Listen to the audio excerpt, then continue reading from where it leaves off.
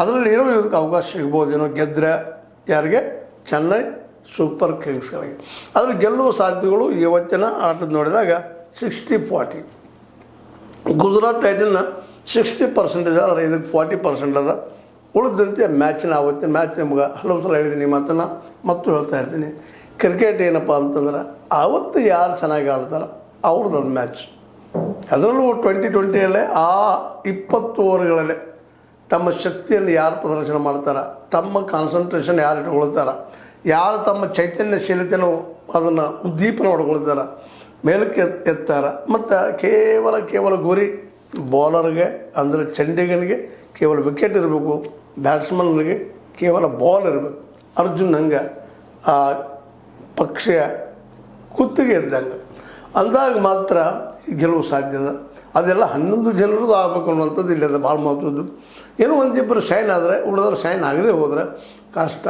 ನೀವು 250 ಹೊಡೆದ್ರು ಬಾಲರ್ಗಳು ಸರಿಯಾಗಿ ಬಾಲ್ ಮಾಡಲಿಕ್ಕಂದ್ರೆ ಸೋತು ಹೋಗುವಂಥ ಸಾಧ್ಯತೆಗಳು ಹೆಚ್ಚಿದ್ದಾವೆ. ಇದರರ್ಥ ಬೌಲರ್, ಬ್ಯಾಟ್ಸ್ಮನ್ಸ್ ಆ್ಯಂಡ್ ಫೀಲ್ಡರ್ಸ್ ಇವರೆಲ್ಲರ ಒಗ್ಗಟ್ಟಿನ ಆಟ ಗೆಲುವಿಗೆ ಆಧಾರ ಆಗ್ತದೆ. ವಿನಃ ಲಕ್ಕ ಡಿಸ್ಲಕ್ಕ ಮತ್ತೆ ನಾವು ಮಾತಾಡ್ತೀವಿ ಅವ್ರ ಲಕ್ ಇತ್ತು.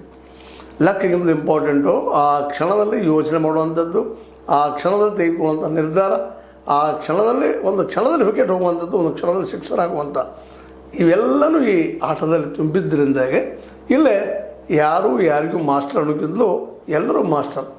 ಆ ಕಾರಣಕ್ಕಾಗಿ ಟಾಪ್ ಓವರ್ದಲ್ಲೇ 6 ಉಳಿಬೋದು, ಬಡಾಯಿ PBKS ಬರ್ಬೋದು. ಅಂದರೆ ಪಂಜಾಬ್ ಕಿಂಗ್ಸ್ ನೋಡಿರಿ, ಪಂಜಾಬ್ ಕಿಂಗ್ಸ್ ಈ ಸಲ ಎಷ್ಟು ಸುಂದರವಾಗಿ ಆಡಿತ್ತು. ಮೊದಲಿನ ಎಲ್ಲ ಮ್ಯಾಚ್ಗಳನ್ನು ಗೆಲ್ತಾ ಬಂದ ಹೋಗ್ಬಿಟ್ರಪ್ಪ ಟಾಪ್ 1 ಅಂತೇಳಿ.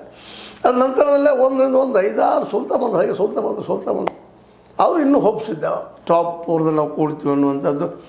ಅದೇ ಕಾರಣಕ್ಕೆ ಆರ್ ಆರ್ ಟೀಮು ಭಾಳ ಸುಂದರವಾಗಿ ಆಡಿದ್ರು. ಅದರಲ್ಲೂ ಈ ನಮ್ಮ ವೈಭವ್ ಸೂರ್ಯವಂಶಿ ಹೊಸ